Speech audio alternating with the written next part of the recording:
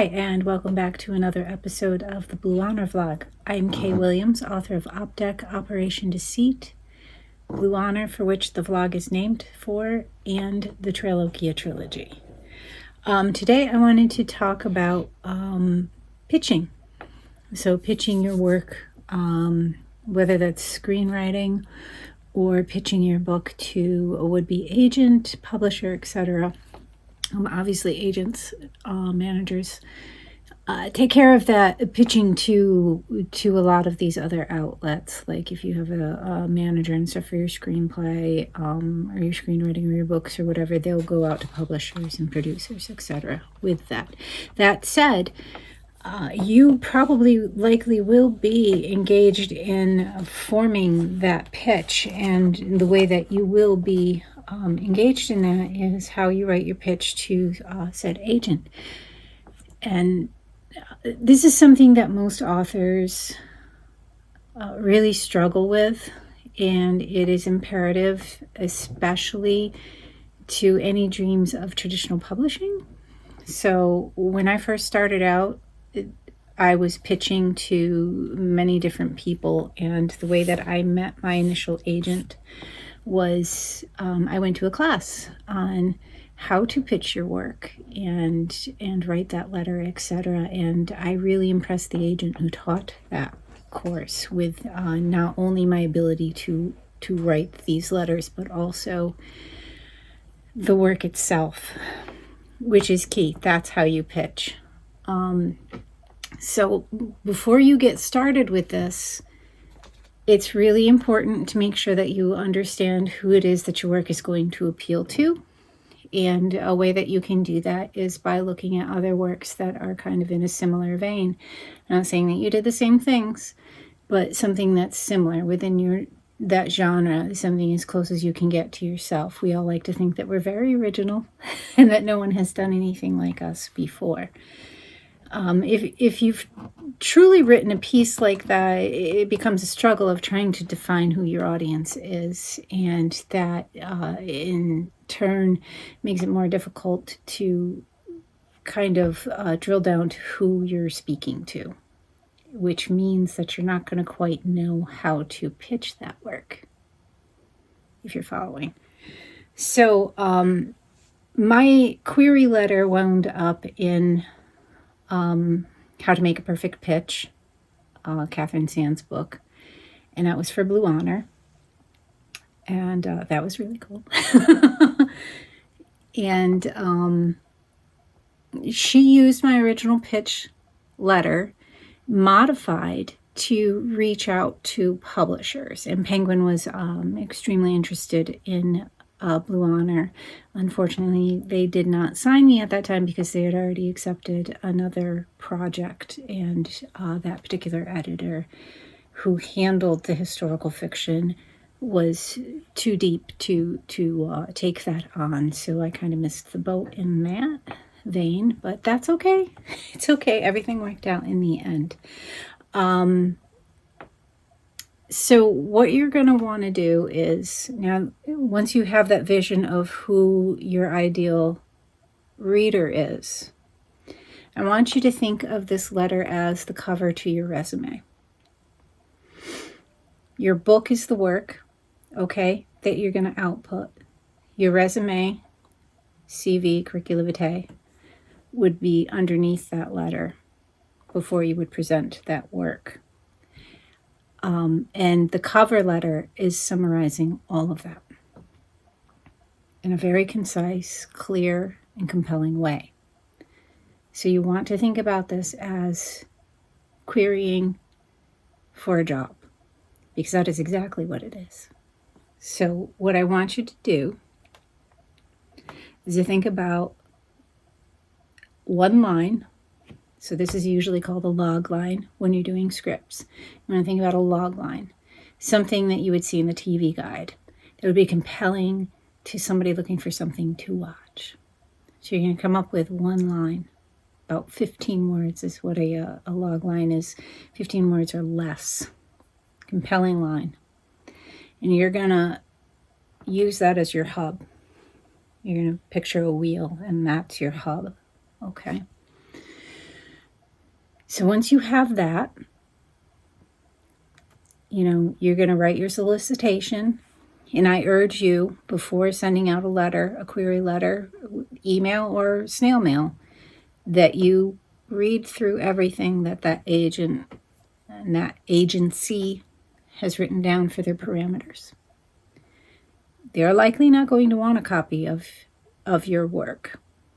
They may say the first chapter, first 3 chapters, first X number of pages, whatever it is, you need to make sure that you've got that, okay? But there's going to be a number of other parameters on there. Make sure that the agent that you're pitching to actually handles the genre for which your book belongs. Agents cannot stand it, and I can't emphasize this enough, when you ignore what they have put on a website for directions. It's just like applying to any employer. You apply by the steps that they've outlined on their website, okay? And you may feel like, but I've got the greatest American novel, or I've got the greatest British novel, or whatever it is, and wherever you were coming from. I don't care, and neither do they. I would throw it out myself, because they've got stacks. If you can't follow directions, you are not in the running. Okay?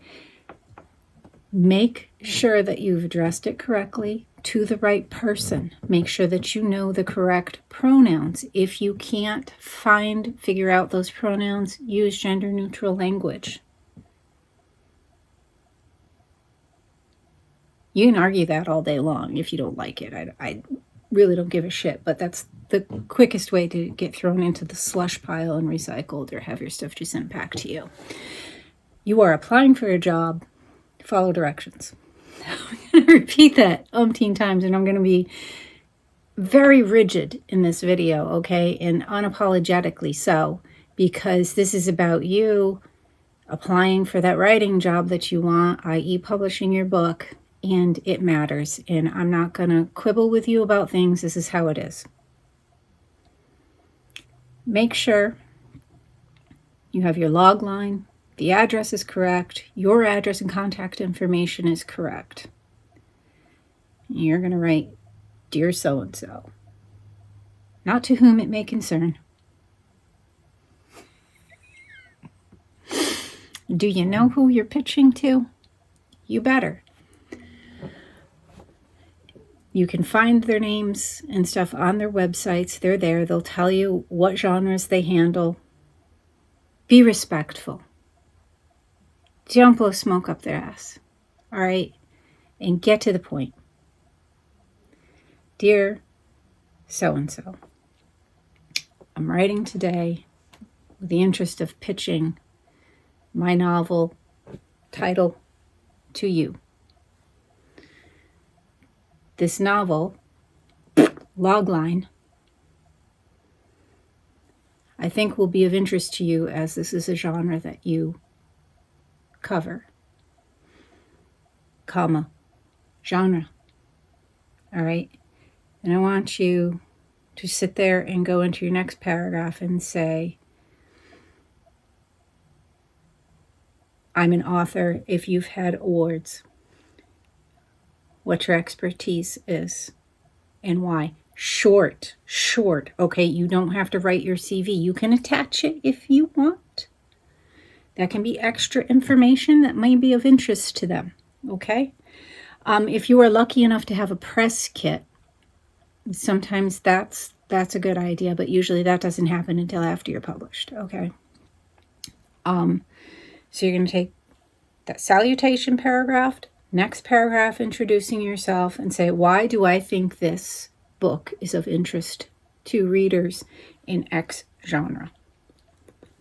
Okay, so you're going to take that log line, and you know your readers, right? Because you wrote that log line to attract them. Because my book is similar to such and such X. Let me elucidate. Here's a brief summary. couple paragraphs. When pitching a screenplay, you don't have more than a page. And I have pitched several producers, and I've gotten pretty positive feedback, results on that. The thing that I always miss is the brevity. All right. Being concise. Really super important. I can't emphasize that enough for you. Find your words. Hold that letter till you can get it all on one page. You're not going to spend eons explaining everything, okay? What you can do, because they may ask for a chapter summary along with the 1 to 2 chapters that they've asked for. So your chapter summary, make sure that you have that. It summarizes the action and everything that happens in each chapter of your book. You're not rewriting your book. Make sure you're putting 1 to 2 lines, not more than like 3 or 4. All of your chapters, outline it. Okay, attach that. But don't go into it in your letter. You know, you can sit there and you say your summary, say, I've attached a chapter outline along with the requested 2 chapters as per your website and my CV to, explain more about myself and my experience in writing. And that's how you're going to query. This is not the end all be all, okay? I need you to understand that. This is not the answer to all of your prayers. This takes work and it takes crafting. It's just as hard as writing a full book, if not harder. It's like the back of the book blurb that we all struggle with. Figuring out that log line, it is a struggle. I know. Trust me, I'm there. I'm always in the thick of it. And you may place a book and you'll be back in that soup again with the next one. So it is imperative to learn how to do this. And there are manuscripts out there, published works and stuff talking about how to pitch, probably pitching for dummies even.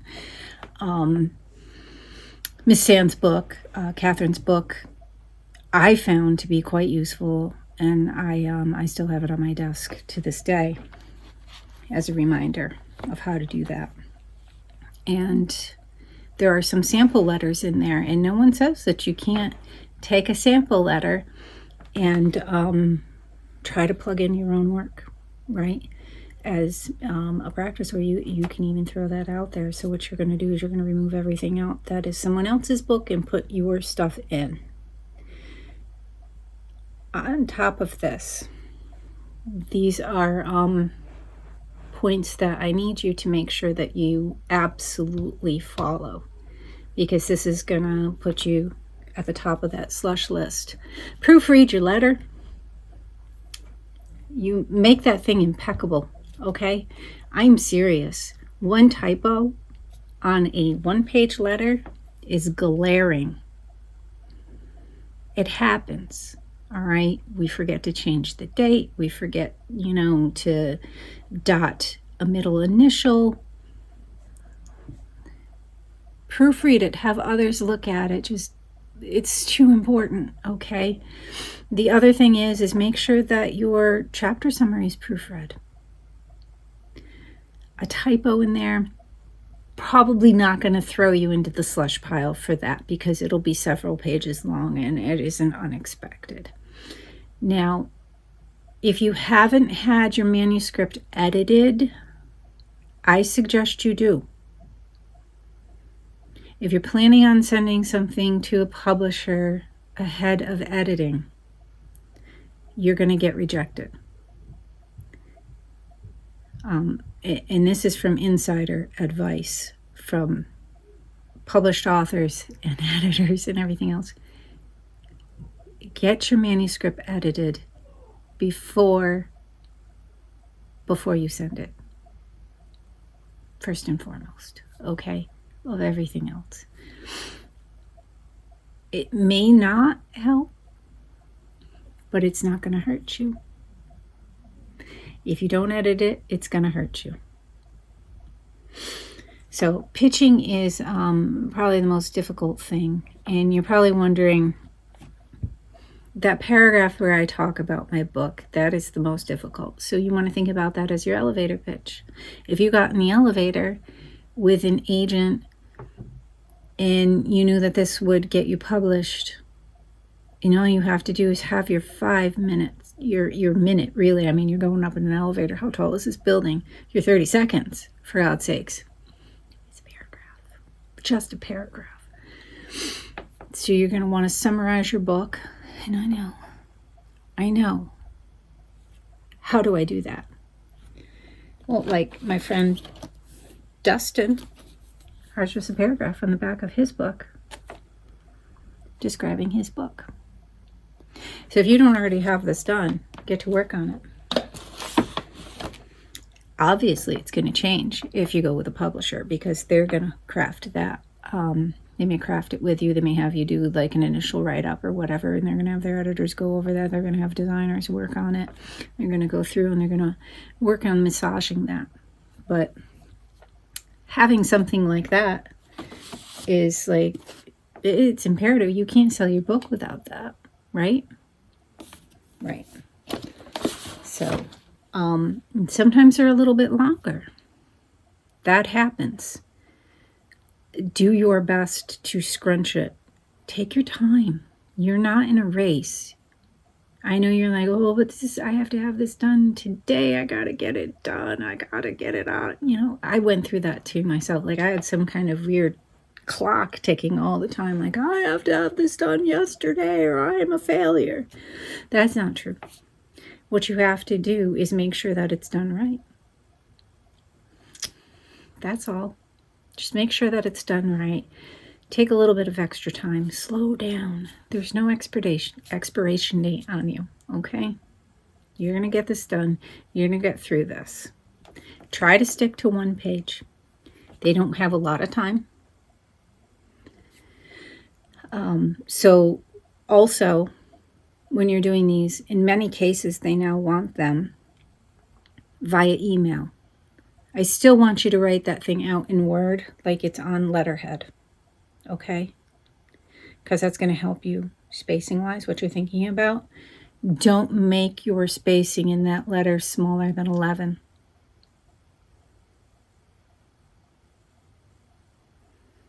Mm, 10 is okay, I guess.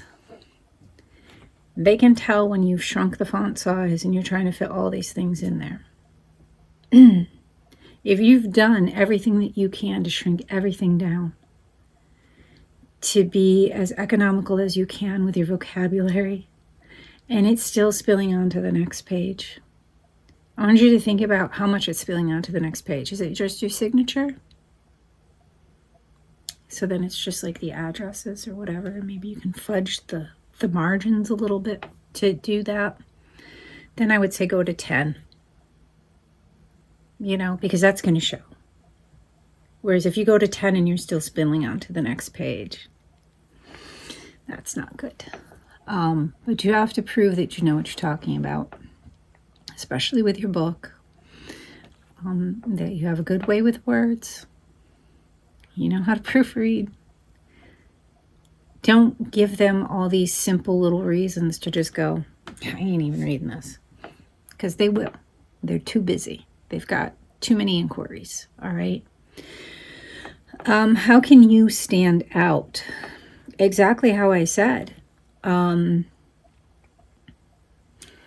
conciseness, your accuracy, making sure that your query package is exactly as requested by them on their website. You've addressed everything properly. Everything is nice and neat. Your contact information is in order. In many cases, instead of having that at the top, putting it at the bottom, okay? So you can put the business name and the agent or producer, if you're doing a screenplay, at the top, and then you go into your business, and then you sign it, and then you put your contact information at the bottom with enclosures. You'll want to put the 2 chapters first, okay? Because that's what they've actually requested. Then your summary, and then your CV, Your CV is going to have all your contact and experience and stuff on it, and you can attach that. That's in a physical package, by the way. Sometimes they want a physical package. If you're creating it as a PDF, which I highly encourage, you're going to stack the documents this way.